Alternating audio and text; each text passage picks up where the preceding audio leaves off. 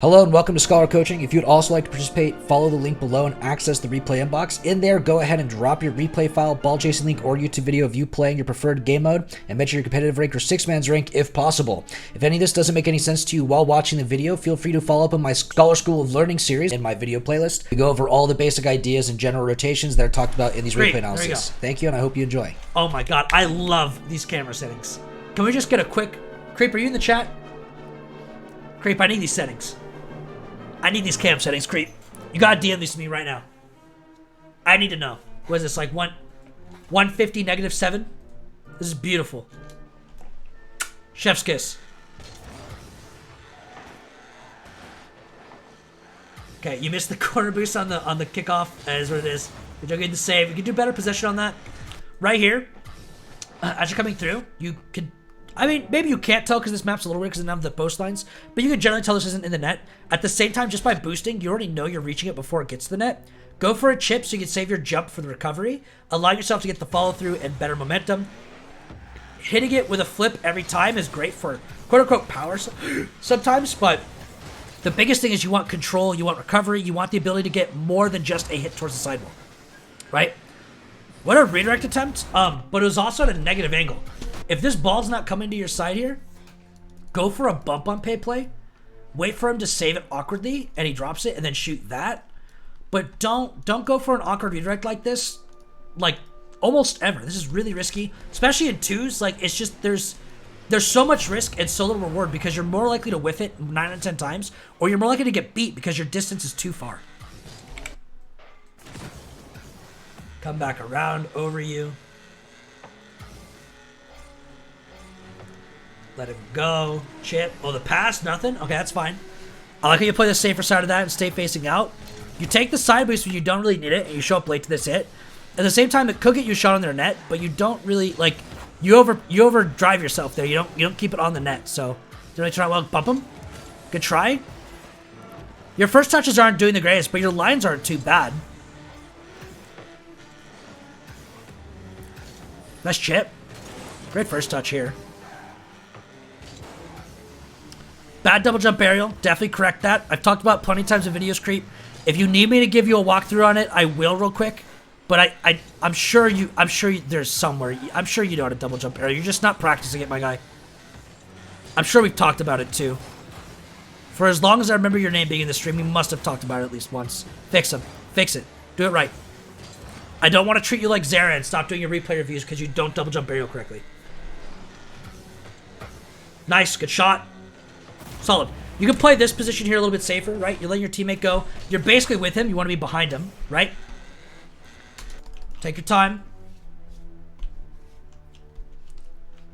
Wrap out. Let him take over.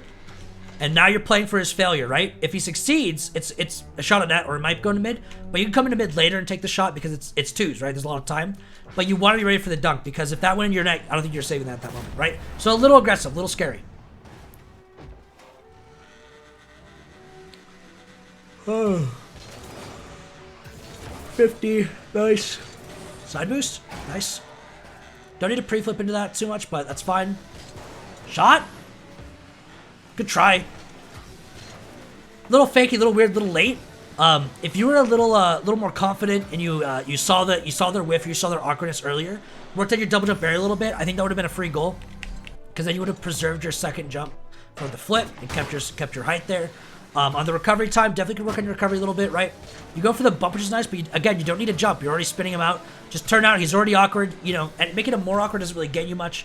James, hello. Thank you for coming by the stream. Appreciate the follow as well.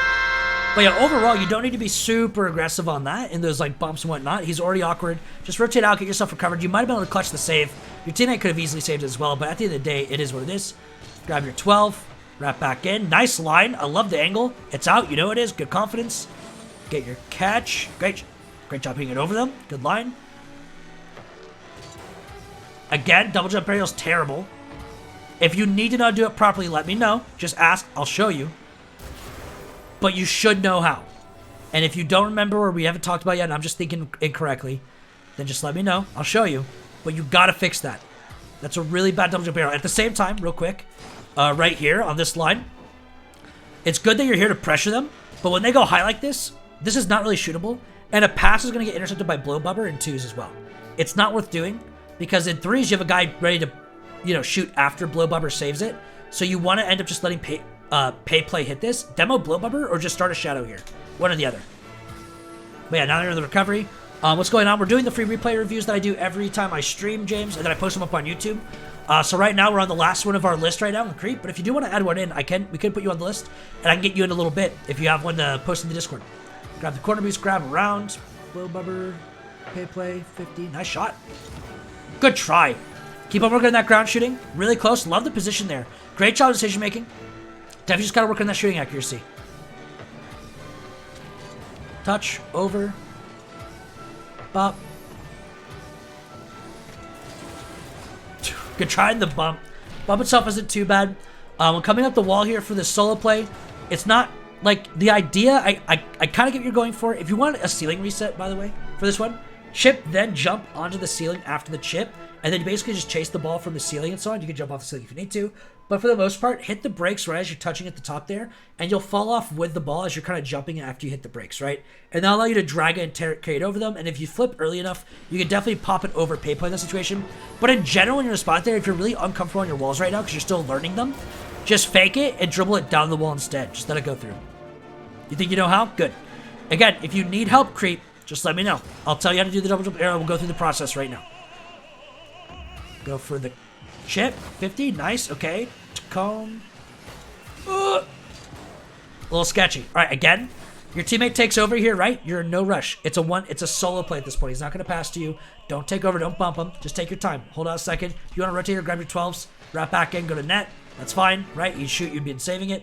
Or if it somehow would appear, you'd be getting it, right? So you got that aggressive, it goes over him, you're really awkward, you're really tough. At the same time, you kind of just bumped your teammate off of his own play. You had a full control there. There's no need for you to rush him like that. Come through, 12, get the force, a little bit of a bump. Bump pay play, good demo, rotate out. I'll go for this demo. That demo's a little much, so generally when they're this far ahead of you and he's recovered like that, you can't steal his boost guaranteed, and he can easily just jump over you on the wall or just fake out and go towards net at this line, right?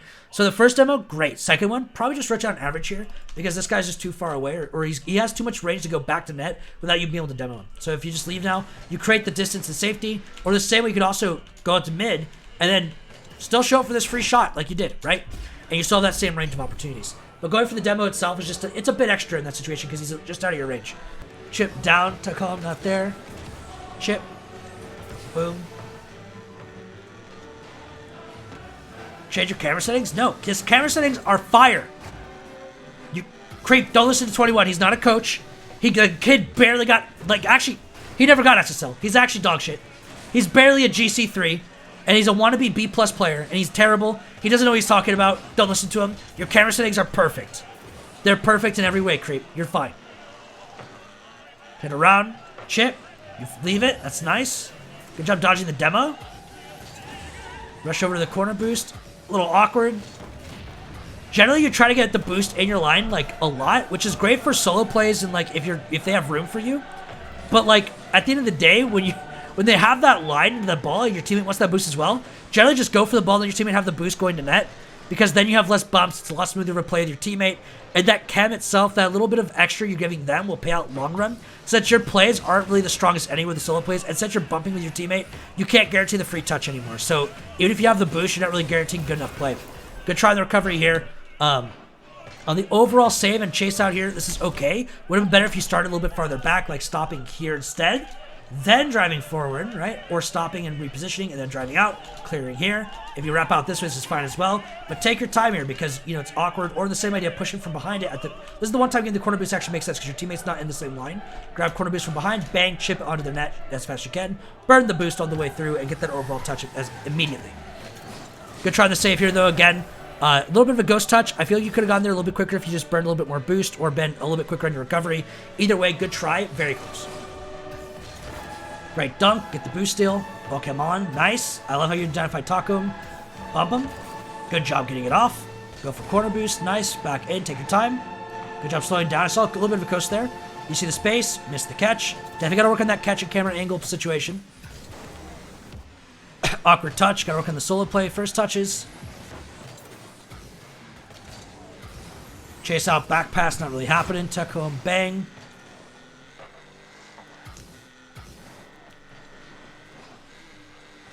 Uh-oh.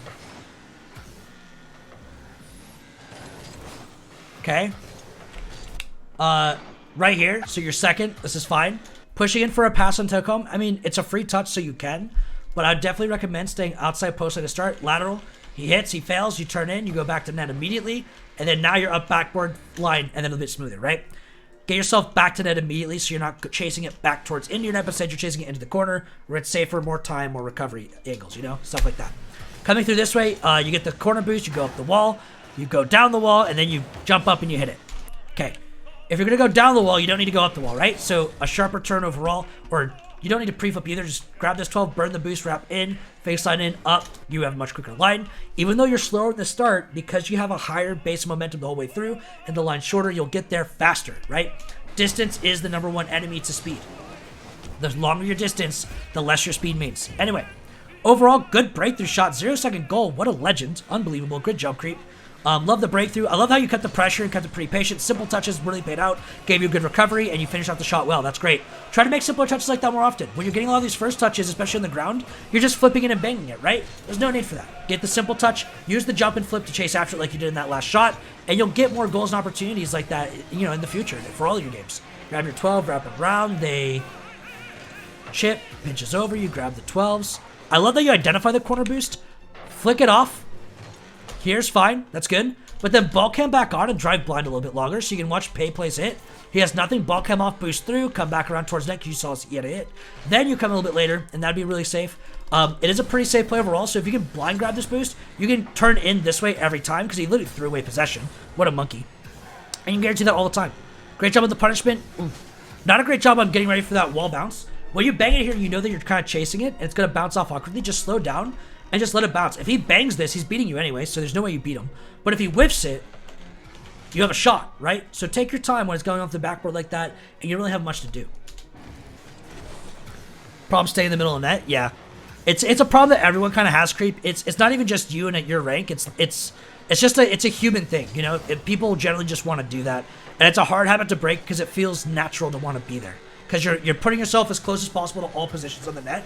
But this game's acceleration just isn't good enough at all angles. Like, it's all about momentum, you know, when it comes to motion in this game. So you need to position yourself for that momentum. You need to cater to it. And center net just doesn't do that because it only gives you one side of the field of the net, and you have no momentum when you do it because you get stuck. You can try the 50, grab the side boost through, chip. You can turn down the wall and chase it, but you should have done it earlier, preemptively. You get the catch either way because they're a little slow. Go for the bump. You can't get it. Don't pre-flip through. Actually, you get the boost steal, so that's okay. But it's not average you'll get that boost steal, so I'd recommend that you don't pre-flip through like that, but instead rotate out instead. Get the side boost, go all the way to corner, then get a counterattack here like you kind of are. Ball cam on this to get your spacing. Your ball cam up for a little bit too long. It's also really hard to see the distance with the ball because you can't see the ground circle. And if you could, you notice that you're just right above it, so when you jump off to go forward, you're just outpacing it, right? Ball cam on when you're coming up to this. Learn to do it with the ball cam on when you're coming up the wall, right? Practice it in free play. Get used to this. Get comfortable with it. And the big thing about a high angle camera setting like this, I'm going to show you real quick, but we're going to watch the goal first that they give on you so we can end this. But I'll show you the benefit to it because when you're going up the wall and you're playing off the wall, it's actually, there's a huge benefit you get. You come up, boom. Oh, you miss it. Got to work on your aerials. Okay, the downside is basic aerials can be hard to learn. I've learned them at -4. You can learn them too. It's just gonna take a little bit extra work. When Gengar used his camera settings, I don't think he uses them anymore, but his old ones that are just extreme that everyone's like, "You're crazy, how are you so good?" He literally got to rank A, and he had perfectly good mechanics and solid solo plays and so on. And he had camera settings, you know, in the same aspect, really high, really hard angle and so on. Something you will get used to. You have to practice and put a lot of time in training packs though to get used to it though. It takes a lot of time and a lot of effort if you don't do it naturally. Anyway, they get a breakthrough on you here. If you didn't whip that shot, you would have had it. The real thing to show you real quick though is these camera settings is when you set up on the wall, anything high and so on. I've actually made the angle a bit weaker. Yeah, mine's -4. I like -4 a lot. But the benefit you gain with these camera settings though, when you go up the sidewall, is when you pop it off, you see how your camera's aiming down, you can see the entirety of net. You can see who you're dribbling past and whatnot. You get so much more perspective on the play itself. It's huge. You get a lot of overall perspectives. Even if I stay like directly underneath the ball, I'm still looking at the net for most of my touches, right? I get so much perspective on the field, and that's the benefit you gain from this. But if you get the ball cam off, right? Go up the wall, turn it off here, right? Now we're kind of just looking towards the sidewall. It's not as smooth of a transition. And it's hard for me to tell where I'm aiming, right? Because I can't get around the ball the way I expect to. Really practice the ball cam on. Allow that ball cam on to really just teeter that camera directly at the net where you want to go. And it makes that super smooth off the wall. Really practice it. Again, it takes some time to practice because the angle's a little different. It's not what most pros use and whatnot. But it's something you can definitely learn. As an example, real quick, Creep, what's your current camera settings? 280, 130, negative 13. Interesting. 55, that's close enough.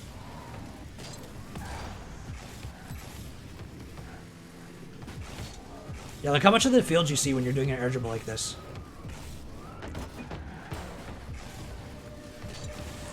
There's so much you can generally see. Just with such an aggressive angle like this, it makes it hard to tell what's above you and what's not. So like, if you do, like this is an example of this, like reading this in general, it's gonna be relatively difficult.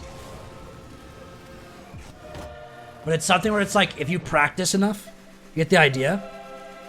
It's something where it's like, you can generally just get used to it. And you get the touches you want. Like, I thought I was actually in there from behind there. I couldn't tell that I was lower than that. There we go.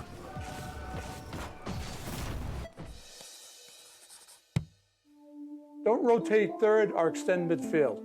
Chase the ball like a fucking animal. Be a man.